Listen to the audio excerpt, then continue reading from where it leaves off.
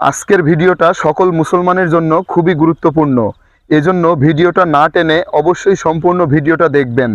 বর্তমান সময়ে মসজিদ অথবা ঈদগাহের সৌন্দর্য বর্ধনের জন্য বিভিন্ন ধরনের মিনারের ডিজাইনওয়ালা টাইলস কিন্তু আমরা লাগাই।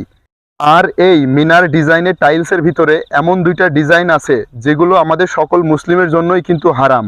এর মধ্যে একটা ডিজাইন আছে যেটা আপনারা ডিসপ্লেতে দেখতেই পারছেন, হুবুও কিন্তু হিন্দু ধর্মের কালী মূর্তির মতো দেখতে, আর যেটা কিন্তু আমাদের সকল মুসলিমের জন্যই কিন্তু হারাম।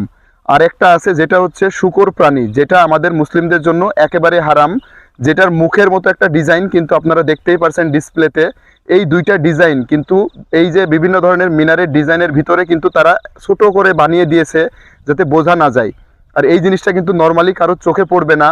তো আপনারা যদি একটু ভালো করে খেয়াল করেন তাহলে অবশ্যই এই ডিজাইনগুলো দেখতে পারবেন। তো আমি কখনোই নিষেধ করব না যে আপনারা মসজিদ অথবা ঈদগাহের ডিজাইন আপনারা একটু সুন্দর করবেন না, অবশ্যই সুন্দর করবেন। তবে এই যে মিনারগুলো কেনার আগে অবশ্যই চেক করে তারপরে কিনবেন। আর অবশ্যই এই ভিডিওটা শেয়ার করে সকল মুসলমান ভাই ও বোনদেরকে দেখার সুযোগ করে দিবেন।